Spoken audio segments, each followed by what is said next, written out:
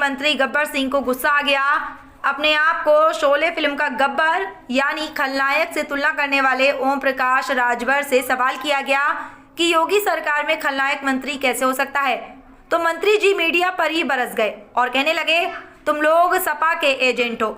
जो सवाल समाजवादी पार्टी ने दिया है वही सवाल पूछ रहे हो। शोले फिल्म में गब्बर सिंह खलनायक नहीं नायक है। बयान आया है कि आप गब्बर हैं, क्या कहेंगे? देखिए, समाजवादी पार्टी की सरकार जब थी, गब्बर एक विलेन है, क्या आप विलेन की भूमिका में आएंगे?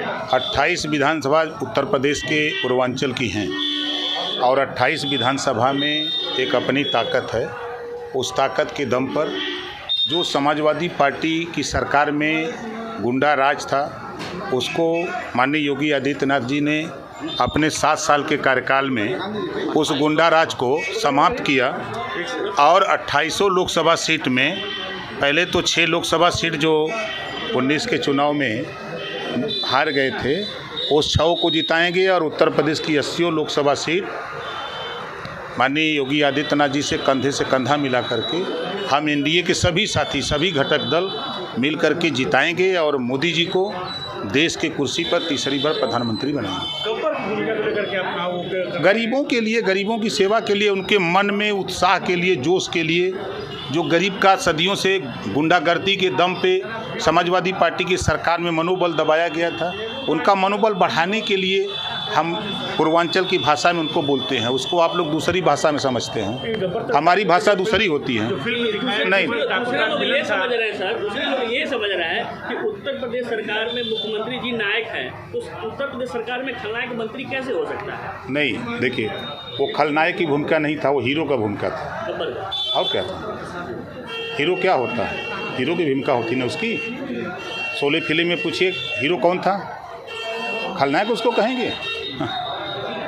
कम से कम नहीं, सवाल के पहले आप लोग भी सोचो कि जब आपके ऊपर कोई आफत आती है तब याद आता है सरकार, याद आता है कि नहीं आता है?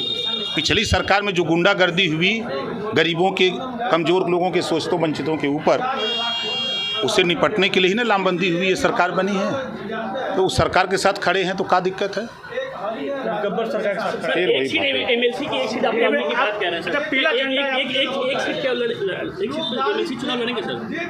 पार्टी को कैंडिडेट 4 लोगों का नाम जाएगा दिल्ली से जो तय होगा। अच्छा, थाने एक चीज़ और कार्यकर्ताओं को थाने में पीला झंडा लेकर जाने की बात कर रहे हैं, इससे लोगों को मनमानी नहीं बढ़ेगी? सवाल करने से पहले सुना करो। बिना वजह अगर समाजवादी पार्टी का एजेंट बन के आए हो तो दिमाग से निकाल दो, कुर्ता पैजामा पहन लो। हमने सुनो गुनो तब धुनो। मैंने कहा कि आपकी पहचान पीले साफे से है। आप कहीं भी जाओ, थाने पर भी जाओ कार्यकर्ता नेता, तो दरोगा जी के सामने जब वो देखेंगे कि पीला साफा वाला है तो उसको ओम प्रकाश राजभर भी नजर आएगा। और आप उसको झंडा बता रहे हो? नहीं, आप उसको झंडा बता रहे हो। क्या मनमानी बढ़ेगी? मनमानी क्या बढ़ेगी बताओ? ये हम तो लगा के चल रहे हैं, मनमानी कर रहे हैं। लाखों लोगों को हम समाज में जीने लायक बना दिए, लाखों लोगों को सामाजिक स्तर उनका सुधार दिए। क्या बात करते हो आप? समाजवादी पार्टी की तरफ से लिख के ले आए हो कि यही पूछना है? अरे पूछो, अगर शिक्षा पे पूछो, बेरोजगारी पे पूछो, समाज में असमानता है उस पे पूछो। जी मंत्री जी, आप जिला पंचायत चुनाव भी लड़ाने की बात कर रहे हैं, 25 विधायक बनाने की बात कर रहे हैं, तो क्या एनडीए से जो गठबंधन हुआ है सर वो सिर्फ लोकसभा चुनाव के लिए भी हुआ है या? अरे भाई देखो, कार्यकर्ताओं का मनोबल बढ़ाने के लिए आप बताओ, उनसे कहें कि नहीं अब आगे कुछ नहीं होगा, अब उसको आप दूसरे वे पर सोचो। जनता को मैसेज भी देना आपने कार्यकर्ता का मनोबल कैसे बढ़ेगा? वो लड़ाई की जंग में कैसे खड़ा होगा? अब आप लोग इसी नाते देखो, जो हम लोग फ्री हैं तो उधर से सवाल दे दिए जाते हैं कुछ साथियों को, तो हुआ करके बिना वजह का सवाल।